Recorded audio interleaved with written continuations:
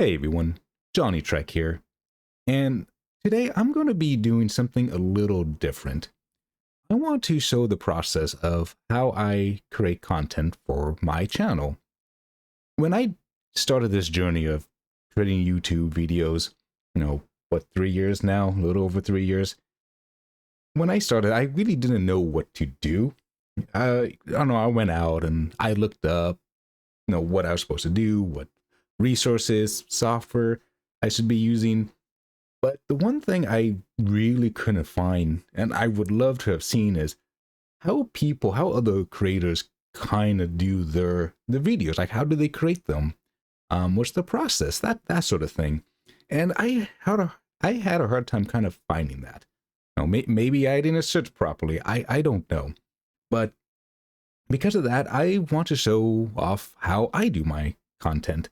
And maybe that might help people in the future, might help somebody in the future, just to kind of see how everything kind of comes together to create a video.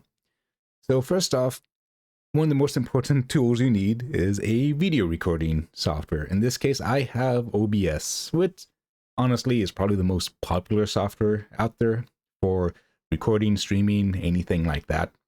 So, but yeah, we have OBS. I disabled the preview for now because I don't want this infinite scrolling screen going on, so that's a little bit distracting.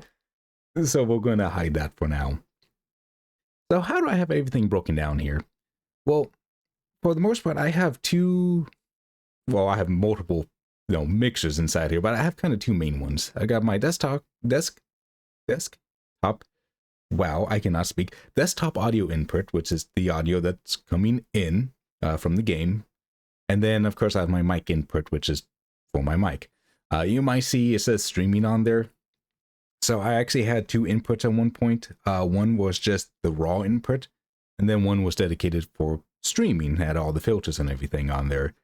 I decided to scrap the raw input and go to use the streaming filters, and I'll explain that a little bit later. So, and then depending on what tutorials you will watch, some of them will recommend going into like your global audio devices and use these as your default. And I did use those. In fact, I should get rid of those because like what I like to do is I'll just create mixers, dedicated channels, and do what I want to do with them. So I usually just keep these disabled. So then you can come inside here, and like say in properties, you can select what you want for your device. For this stuff, for the filters I don't use really anything for the input. Okay, I guess I use some gain, which I should maybe fix this. Yeah, I realized I was actually pretty low. Some games are pretty loud, some games are not loud, and I was kind of playing around with it. I'm actually going to disable this for now.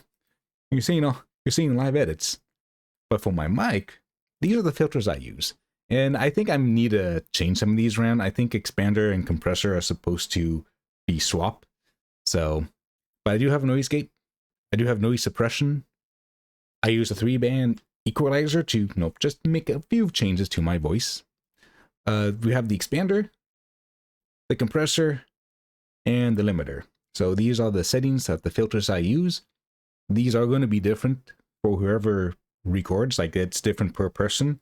So there's plenty of tutorials out there to help you figure out how the filters work and what would be best for you. So I'd highly recommend going out. There's more videos, way more videos than I can imagine to tell you how these work. But that's how it's all set up. Since I reset this computer, maybe like 2 months ago, even though I do have the streaming scene on here, I hope that didn't mess anything up. I do have the streaming scene on there. I haven't actually set any of that up properly for streaming, so you can kind of ignore that.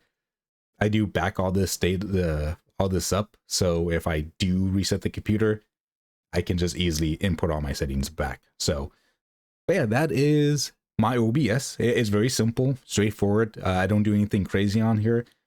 Maybe if I do start streaming, I will do more stuff. because there's a lot you can do with OBS. You can do a lot of tie-ins with third-party applications to do like notifications. You might see how, you know, somebody subscribed or became a member of a channel during a stream, and you can connect to third-party applications that do those notifications for you. So but yeah, that is my OBS, and we're going to go on to the next application. Hi everyone, post-editing Johnny here, and I decided to go back and redo my filters. I did mention in the video that my filters might be a little bit out of order, so I went back and kind of changed everything. I turned the gain and the noise gate off. I kept the noise suppression, the 3-band equalizers the same. I did switch the expander and the compressor around, because technically the expanders should come after the compressor according to OBS documentation. And I also made a few changes because of that. In case if you don't know, how the filters work in OBS is that it starts from the top down. So the expander was causing some issues. I won't say issues, but the expander was probably causing some funkiness before it went into the compressor and did its thing. That's why you need to switch them around. So they should be good, hopefully. The audio seems fine after testing it, but yeah, these are my updated settings. So the next piece of software I use is DaVinci Resolve. This is my video editing software. It is free to use, so anyone can go and get it. There's also a paid version of it, and I think it's like $500, $300, $400, somewhere around there, and it's a one-time use. So you buy the license and you have it. Unlike certain other applications where you have to pay a monthly or yearly fee. So DaVinci Resolve is a very powerful tool. I don't use anywhere near the tools that comes with it, because my editing is like, my videos are pretty simple for the most part. So I'm like an underpowered user when it comes to using this software, but it's very powerful, very useful software. And the way I use it, it's once I import my video, my process is pretty simple. I will go through the first part of the video, kind of where I do my intro, which would be right here. Sometimes I mess up on the intro, you know, just other noises, whatnot. So like this section here, I would just cut out. So, you know, for DaVinci, you hit Control B, it does a cut, you select it, deletes, there we go. Again, there's going to be a lot of tutorials on this sort of thing on YouTube. So feel free, if you want to use the software, go look for them. This isn't a tutorial video. This is just kind of how I do my process of making videos. So I cut up the first section. I run to the back, go to where my outro is, cut that out. And then I will actually put a, let's see. I have kind of just a blank black screen right here that I put down. And then I will use a cross dissolve effect to transition from the end of the video to a blank screen. The blank screen is used for the ending screen that YouTube places. So whenever you see an ending screen on a video, it'll show like, you know, like a subscribe button or videos like good for the user or the next video or in the playlist, that sort of thing. And it's usually about 10 seconds. So I have it defaulted in DaVinci that images are 10 seconds long. So I don't have to worry about changing that in like as I put these ending screens down. But that's what that's for. So that's just a blank screen used for the ending title screen for YouTube. So those are the first, like the two main parts I do with my videos. Afterwards, for the most part, I will just look for sections where there's like nothing going on, like right here. Those are the sections, or I'll say, hey, I don't know, I'm going to head back to the base, whatever. So I'll see you there, or I'm going to go do something for a little bit. You know, anything that's not really interesting to the game, I just kind of cut. So like here, I'll cut you, and I'll go over here and cut this, delete it. and then I do the cross dissolve. So you have a little, transition from one play to the other play. So, and that's pretty much it. If I remember something in the video that I mentioned, though, I think would be kind of funny to add like another kind of media into, like those SpongeBob's memes of 3 hours later type thing, I'll put those in. I don't review my entire video, and I don't know if other YouTubers will by themselves. I know some who pay people to do it, and they will watch the entire video. I don't. I may watch sections of it, but I don't go through the entire video to rewatch it. Maybe I might have someday. I have been thinking about maybe changing up formats a little bit, not for the entire channel, but just doing some different videos. We'll see how that works out. But this is what I do. And before I forget, this is what I would normally do, and because I'm recording, I'm focusing on talking and not actually on my process. I will usually come in here before I do any editing, any cutting, whatever. I select on the first video, because there'll only be one video right here in the color section. And I come here and I give the video a little bit of a brightness. So I change the color boost to 8 and the saturation to 52. It just gives it the color a little bit of a pop. So not much, that doesn't oversaturate, doesn't go crazy. It just makes it look a little more brighter, a little more colorful. So I don't know if other people do it this way. I would love to know. This is why I'm doing this, because I want people to see and understand how these videos are created. So, but yeah, I will come in, change the color a little bit, make it a little nicer, a little more popping going on. And then for the Fairlight. So Fairlight is the audio editing for DaVinci. As I mentioned earlier, when in OBS, I was recording the raw audio, the microphone. And then I would come in here and I'd have a dynamics, which would essentially add those filters. So the dynamics allow you to add filters to your audio. I had one for the dynamic mic, as you can kind of see. We had expanders, we had gates, compressors, limiters, all sorts of things. And these were great, but playing around between this and the filters in OBS, I think the filters in OBS did a better job because that stuff was live. It was doing that as the audio was being recorded. This does it after the fact, and I've noticed that, it can still pick up certain sounds around me that may not be picked up in OBS because of the filters that are placed there. So I've kind of stopped using dynamic editing in DaVinci and just focus on using the filters in OBS instead. So we'll leave that for now. I also mention the two channels here. So you have two audio channels. The top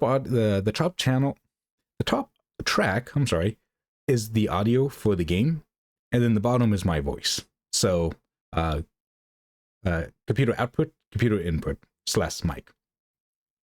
So I will generally do a dynamic filter for the video, and I'll kind of adjust it as I go.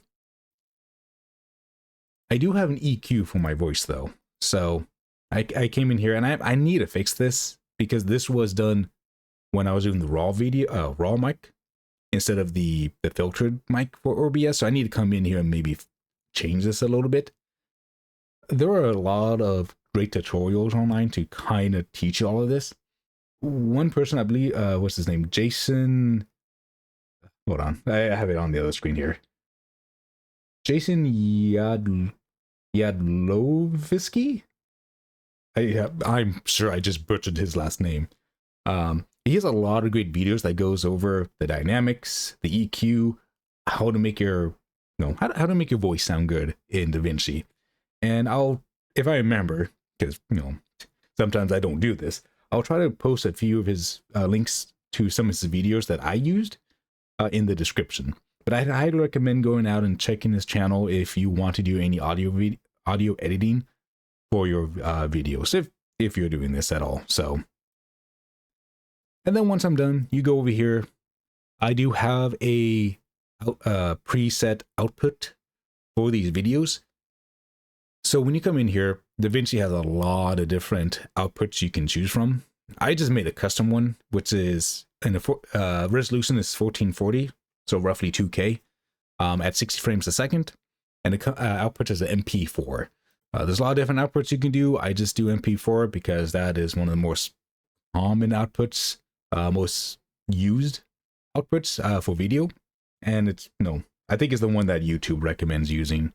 In fact, actually I don't know if YouTube uses anything else other than MP4. I could be wrong. I've always done MP4, so I don't know. And then I give it a name. I place it in the location I want to save it to, and we're good to go. So next we're going to look at how I do the thumbnails. So before I do the thumbnails, I want to also show how I kind of manage all my videos. How, like, what do I do with all of this? So I have a dedicated folder for just my recording, and you can see there's some old videos inside here. Maybe some I can probably clean up, but my workflow is when I record a video, the raw video gets saved to this folder, and then I go into DaVinci, do my editing, and then I will save it based on what it is. So like recently I've been doing enshrouded videos. I place videos in the enshrouded directory here. Each folder directory also has a dedicated thumbnails folder inside here. This is where I will do all my edit, like this is where I make my thumbnails. So I have a template here at the end, and then rest of it is just parts, the thumbnail for each part of the video. So part 1, 2, 3, part 7, which is I released yesterday as I'm recording this video.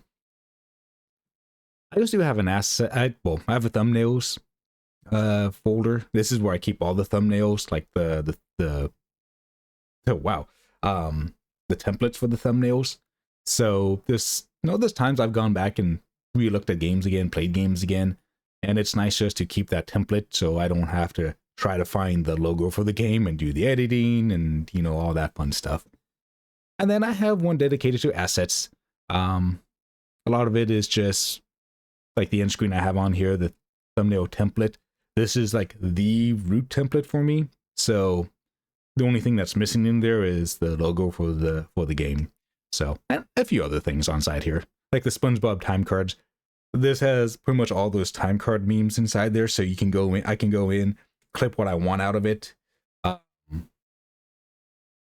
then put it into the channel, into the video at the time. So, yeah, this is those time cards are so popular. Like you see them everywhere. Considering how old that show is, it's amazing.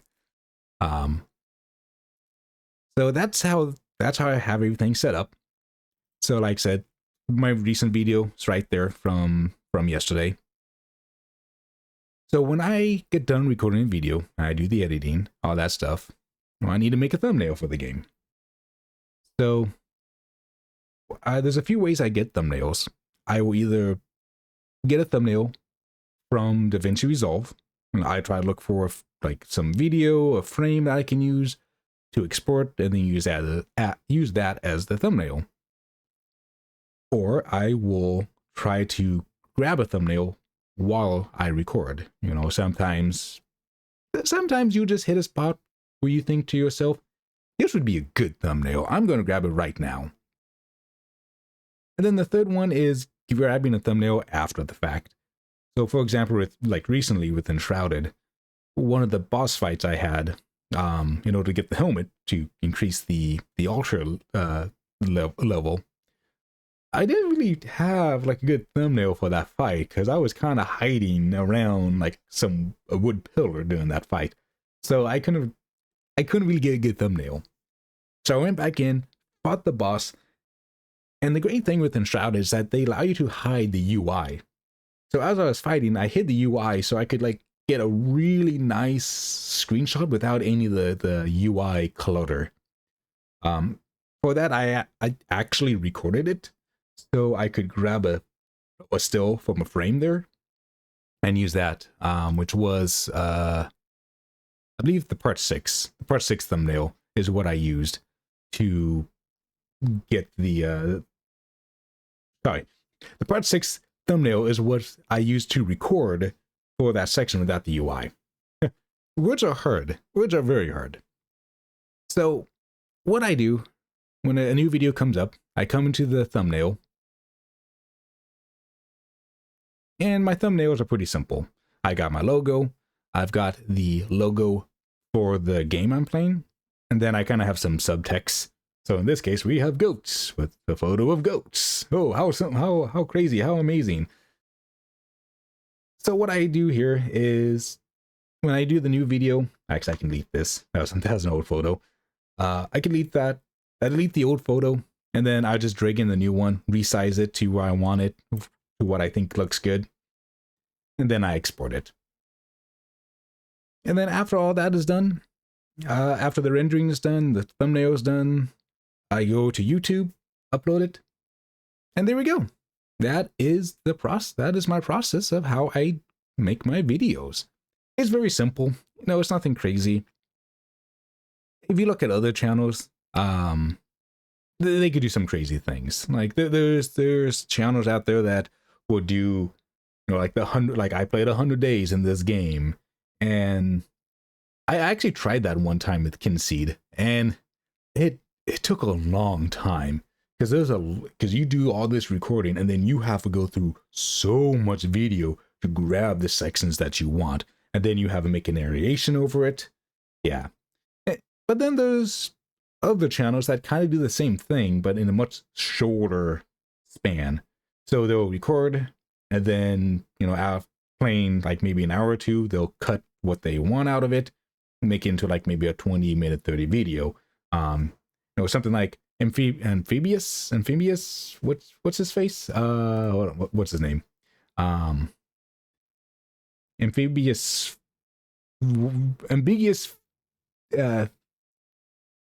Whatever. Oh man, I can't remember his name right now.